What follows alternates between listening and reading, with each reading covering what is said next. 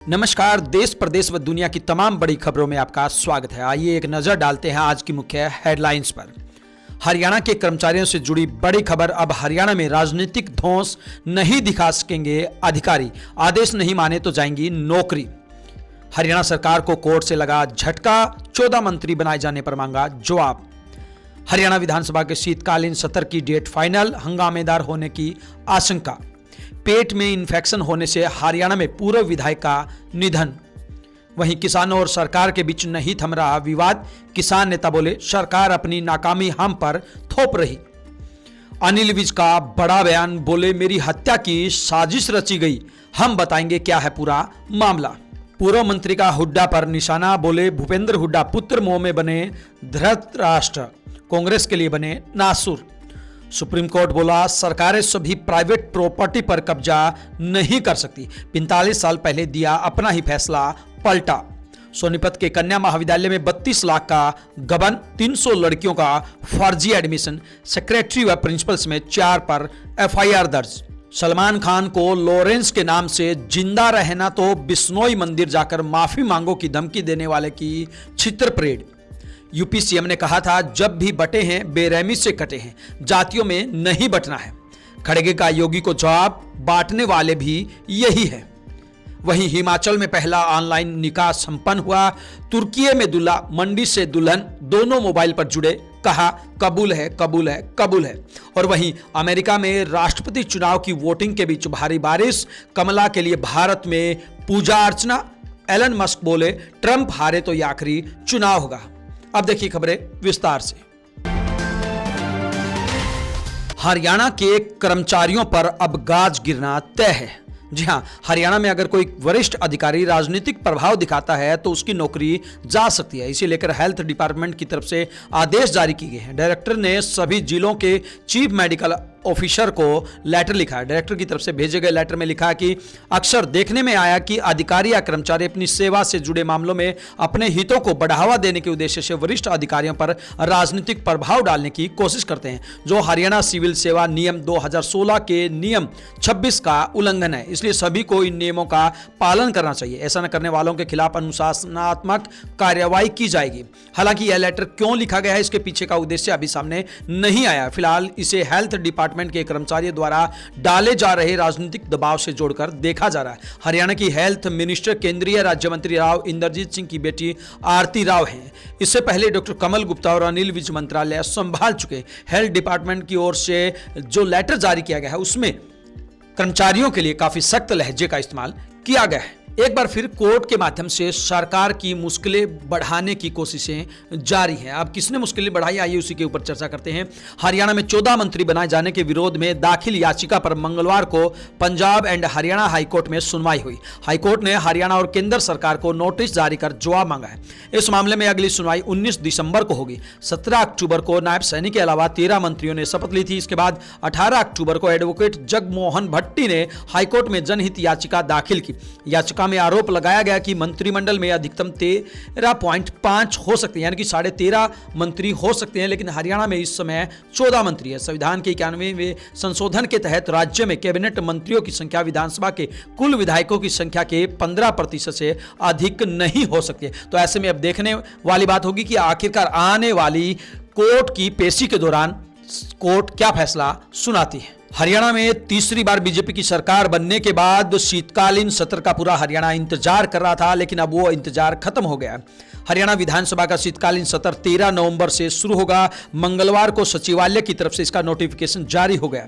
एक दिन पहले मुख्यमंत्री नायब सैनी ने सत्र बुलाने को लेकर राज्यपाल को पत्र लिखा था। विधानसभा सचिव की ओर से सभी विधायकों को विधानसभा सत्र की जानकारी दे दी गई है। विधानसभा में कुछ विधेयक भी पारित हो सकते हैं। इसके अलावा विधायक अपने क्षेत्र के एजेंडे रखेंगे। विधायकों ने इस पर काम शुरू कर दिया है। इससे पहले 25 अक्टूबर को एक दिवसीय सत्र बुलाया गया था, जिसमें सभी विधायकों को शपथ दिलाई गई। इसके अलावा हरियाणा विधानसभा के स्पीकर हरविंदर कल्याण और डिप्टी स्पीकर किशन मिड्डा का भी चयन किया गया।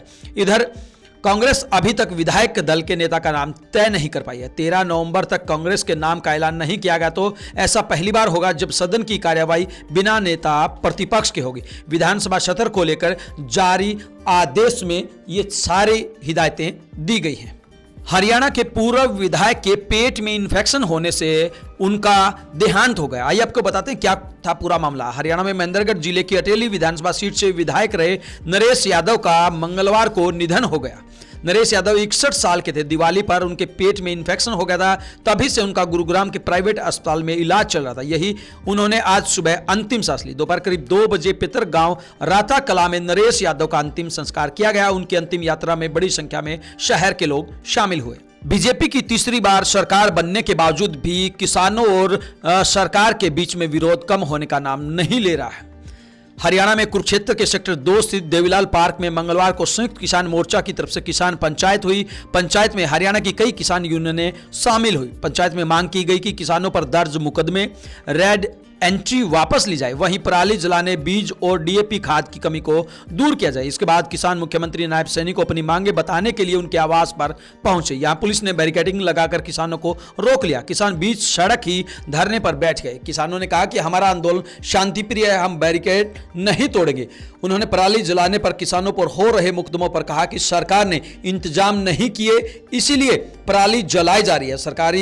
सरकार अपनी नाकामी किसानों पर थोप रही है, इसमें किसानों की कोई गलती नहीं है। अब देखना यह होगा कि क्या बीजेपी किसानों की मांगों को पूरा करती है या फिर विवाद ऐसे ही चलता रहेगा। वहीं हरियाणा के बीजेपी के कद्दावर नेता ने एक ऐसा बयान दिया है जिसके बाद हर किसी की रूह कांप गई है। जी हां, हम बात कर रहे हैं हरियाणा के गब्बर की, हरियाणा के मंत्री अनिल विज की। हरियाणा के परिवहन और बिजली मंत्री अनिल विज ने दावा किया कि विधानसभा चुनाव में मेरी हत्या की साजिश रची गई। विज का कहना है कि इस साजिश में पार्टी के कुछ लोगों के साथ साथ प्रशासन के लोग भी शामिल हैं। प्रशासन ने मुझे चुनाव में हराने की पूरी कोशिश की गई। नगर पालिका ने हमारी मंजूर शुदा सड़कें बनाने से मना कर दिया। अब वो सड़कें दोबारा बननी शुरू हो गई है। कोशिश की गई कि चुनाव में खून खराबा हो जाए, उसमें अनिल विज मर जाए या विज का कोई वर्कर मर जाए ताकि चुनाव को प्रभावित किया जा सके। ये जांच का विषय है, मैं कोई आरोप नहीं लगा रहा। अनिल विज सोमवार को अंबाला में विधानसभा चुनाव के बाद आयोजित धन्यवाद कार्यक्रम में संबोधित कर रहे थे। एक व्यक्ति का नाम लेते हुए विज ने कहा कि उसने लोगों को गली गली में जाकर चित्रा सरवारा, जो कि अंबाला कैंट से निर्दलीय उम्मीदवार रही है, उनके कैंप में ज्वाइन कराया, जिसके सारे सबूत मेरे पास है। उसने अपनी फेसबुक के हर पेज पर मुख्यमंत्री नायब सैनी के साथ फोटो डाली ताकि अधिकारियों व कार्यकर्ताओं पर प्रभाव डाला जा सके। मुख्यमंत्री के साथ क्या रिश्ता है मुझे नहीं मालूम। उसने भाजपा के खिलाफ जो काम किया है उसे हमारे मुख्यमंत्री के साथ फोटो लगाने का अधिकार नहीं। उसे तुरंत ये फोटो फेसबुक से डिलीट करनी चाहिए, क्योंकि हम अपने मुख्यमंत्री का नाम बदनाम नहीं होने देंगे। कहीं ना कहीं हरियाणा के कद्दावर नेता अनिल विज के इस बयान के बाद हर किसी की रूह कांपी हुई है और हर कोई जानना चाहता है कि आखिरकार इस मामले की सच्चाई क्या है। हरियाणा के पूर्व मुख्यमंत्री भूपेंद्र सिंह हुड्डा पर लगातार हमले हो रहे हैं। इसी बीच रोहतक के दिल्ली रोड स्थित कैंप कार्यालय में भारतीय जनता पार्टी के वरिष्ठ नेता और पूर्व सहकारिता मंत्री मनीष कुमार ग्रोवर ने पूर्व मुख्यमंत्री भूपेंद्र सिंह हुड्डा पर निशाना साधा। उन्होंने कहा कि भूपेंद्र सिंह हुड्डा को धृतराष्ट्र तक बता दिया। उन्होंने कहा कि हुड्डा ने पुत्र मुंह में धृतराष्ट्र बनकर काम किया है, वे कांग्रेस के लिए नासूर बन गए। लगातार 3 चुनाव से हुड्डा हरियाणा में कांग्रेस की वापसी के दावे करते आ रहे हैं, लेकिन हरियाणा की जनता ने कांग्रेस दमनकारी नीति और हुड्डा के शासन के गुंडाई भरे दिनों को याद करते हुए उन्हें आईना दिखा दिया। हुड्डा दलितों और पिछड़ों के सबसे बड़े विरोधी बनकर सामने आए। मनीष ग्रोवर ने कहा कि रोहतक विधानसभा के लोगों ने 2019 की तुलना में उन्हें 11,000 ज्यादा वोट दिए हैं। रोहतक विधानसभा के प्रत्येक मतदाता का दिल की गहराई से आभार व्यक्त करता हूं। हर वर्ग ने दिल खोलकर साथ दिया और अगले 5 साल पहले से ज्यादा ऊर्जा के साथ लोगों के और कार्यकर्ताओं के काम करेंगे। रोहतक विधानसभा की बेहतरी के लिए हर संभव जो काम होगा वह हम जरूर करेंगे। वहीं आइए बात करते हैं सुप्रीम कोर्ट के एक बड़े फैसले की। क्या सरकार आम लोगों की भलाई के लिए निजी संपत्तियों का संविधान के अनुच्छेद 39B के तहत अधिग्रहण कर सकती है? इस मामले पर सुप्रीम कोर्ट की 9 जजों की बेंच ने मंगलवार को 1978 यानी कि 45 साल पहले का अपना ही फैसला पलट दिया। चीफ जस्टिस ऑफ इंडिया की अध्यक्षता वाली 9 जजों की बेंच ने 7:2 के बहुमत वाले फैसले में कहा, हर निजी संपत्ति को सामुदायिक संपत्ति नहीं कह सकते। कुछ खास संपत्तियों को ही सरकार सामुदायिक संसाधन मानकर इनका इस्तेमाल आम लोगों के हित में कर सकती है। बेंच ने 1978 में दिए जस्टिस कृष्ण अय्यर के उस फैसले को खारिज कर दिया जिसमें कहा गया था सभी निजी संपत्तियों पर राज्य सरकारें कब्जा कर सकती हैं। चीफ जस्टिस ऑफ इंडिया बोले, पुराना फैसला विशेष आर्थिक समाजवादी विचारधारा से प्रेरित था। हालांकि राज्य सरकारें उन संसाधनों पर दावा कर सकती है जो भौतिक है और सार्वजनिक भलाई के लिए समुदाय द्वारा रखे जाते हैं। आइए बात करते हैं हरियाणा के सोनीपत से जुड़े एक बड़े गबन की। जी हां, हरियाणा के सोनीपत के खरखोदा में स्थित कन्या महाविद्यालय में सरकार द्वारा दी जा रही सहायता राशि में 32 लाख रुपए के गबन का मामला सामने आया है। आरोप लगे हैं कि मैनेजमेंट व PMKVY प्रोजेक्ट से जुड़े कोर्स में अयोग्य लड़के व लड़कियों को एडमिशन दिलाया गया। प्रोजेक्ट में मिली राशि को अपने व्यक्तिगत खाते में स्थानांतरित किया गया है। पुलिस ने मैनेजमेंट व SB फर्म रोहतक से जुड़े 4 व्यक्तियों के खिलाफ धोखाधड़ी में केस दर्ज किया गया है। और वहीं अगर हम बात करें कॉलेज मैनेजमेंट की व प्राचार्य की, उनका भी नाम इस लिस्ट के अंदर शामिल है। बहरहाल देखना यह होगा कि इनकी कितनी मिली भगत है और कौन कौन इस पूरे मामले में सरकार को लाखों की चपत लगाने में शामिल है। सलमान खान को धमकी देने के मामले में एक नया मोड़ आया है। सलमान खान को मंगलवार सुबह फिर लॉरेंस के नाम से धमकी मिली। मुंबई कंट्रोल रूम में आए मैसेज में कहा गया कि अगर सलमान खान काले हिरण का शिकार करने पर बिश्नोई समाज की मंदिर जाकर माफी नहीं मांगते हैं या 5 करोड़ रुपए नहीं चुकाते तो उनकी जान जा सकती है। हालांकि मीडिया रिपोर्ट्स के मुताबिक धमकी देने वाले आरोपी को पुलिस ने कर्नाटक से गिरफ्तार कर लिया है। उसका नाम विक्रम है। मामले की जांच के लिए पुलिस आरोपी को मुंबई लाएगी। दरअसल Mumbai police traffic control room के पास सोमवार रात यानी कि 4 अक्टूबर को एक मैसेज आया था। आधी रात को एक अधिकारी की नजर उस मैसेज पर गई। मैसेज में लिखा गया था, अगर सलमान खान जिंदा रहना चाहता है तो उसे हमारे मंदिर जाकर माफी मांगनी पड़ेगी या 5 करोड़ रुपए देने होंगे। हमारी गैंग आज भी एक्टिव है। अब देखना यह होगा कि आखिरकार जो लड़का गिरफ्तार किया गया है वो किसका नाम लेता है और इस पूरे प्रकरण में कौन कौन शामिल है। वहीं अलग अलग राज्यों में होने जा रहे चुनाव को लेकर लगातार आरोप प्रत्यारोप का दौर जारी है। कांग्रेस अध्यक्ष मल्लिकार्जुन खड़गे ने मंगलवार को यूपी सीएम योगी आदित्यनाथ के जब भी हम बटे हैं बेरहमी से कटे हैं वाले बयान पर कहा कि बांटने वाले भी यही लोग हैं।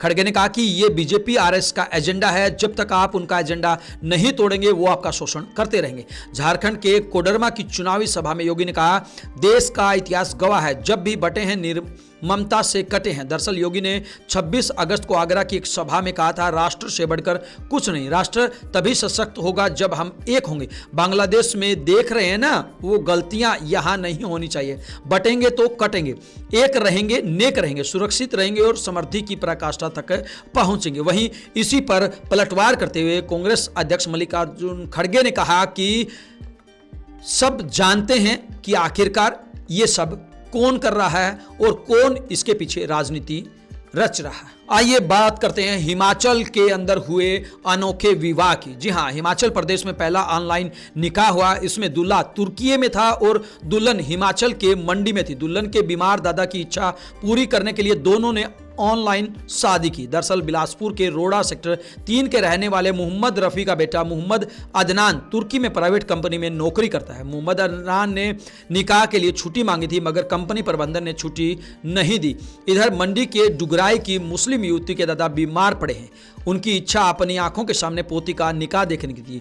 फिर दोनों परिवारों ने एक दूसरे से बात की और ऑनलाइन शादी का फैसला लिया और आखिरकार दादा की मौजूदगी में, तमाम गवाहों की मौजूदगी में ये निकाह हुआ और जिसमें दूल्हा और दुल्हन ने 3 बार कहा, निकाह कबूल है, कबूल है, कबूल है। वहीं अब बात करते हैं अमेरिका के राष्ट्रपति चुनाव की। भले ही चुनाव अमेरिका में हो लेकिन पूरा हिंदुस्तान प्रार्थना कर रहा है। आखिरकार क्या वजह है, आइए उसी के बारे में चर्चा करते हैं। अमेरिका में 47वें राष्ट्रपति चुनाव के लिए वोटिंग शुरू हो गई है। राष्ट्रपति पद के लिए रिपब्लिकन पार्टी के डोनाल्ड ट्रंप और डेमोक्रेटिक पार्टी की तरफ से भारतवंशी कमला हैरिस मैदान में है। कमला हैरिस फिलहाल अमेरिका की उपराष्ट्रपति है। वहीं ट्रंप 2017 से 2021 तक राष्ट्रपति रह चुके हैं। न्यूयॉर्क टाइम्स के मुताबिक वोटिंग के दौरान 3 बड़े स्विंग स्टेट्स पेंसिल्वेनिया, विस्कॉन्सिन और मिशिगन में बारिश हो रही है। भारतवंशी कमला हैरिस की जीत के लिए दक्षिण भारत में लोग पूजा कर रहे हैं। वहीं चुनाव में ट्रंप का समर्थन कर रहे एलन मस्क ने कहा कि अगर चुनाव में ट्रंप हारते हैं तो यह अमेरिका का आखिरी चुनाव होगा। मस्क ने कहा कि अगर हम ट्रंप को नहीं चुनेंगे तो देश में लोकतांत्रिक सिस्टम खत्म हो जाएगा और सिर्फ एक ही डेमोक्रेटिक पार्टी बचेगी। वहीं ट्रंप ने चुनाव से पहले मिशिगन में अपनी आखिरी रैली को संबोधित किया। उन्होंने कहा, मेरा मुकाबला कमला हैरिस से नहीं बल्कि डेमोक्रेटिक पार्टी के शैतानी सिस्टम से है। ट्रंप ने अपने वोटरों से घरों से निकलने और वोट करने की अपील की है। बहरहाल अब देखना यह होगा कि आखिरकार किसकी जीत होती है। एक बात होता है कि कमला हैरिसन के लिए पूरे भारत में प्रार्थना की जा रही है कि वो इस चुनाव में जीत हासिल करे और अमेरिका की राष्ट्रपति बने। इन तमाम खबरों को लेकर आपकी क्या कुछ प्रतिक्रिया है, आप हमें कमेंट बॉक्स के माध्यम से जरूर बताएं। ब्यूरो रिपोर्ट, बिंदास रहना।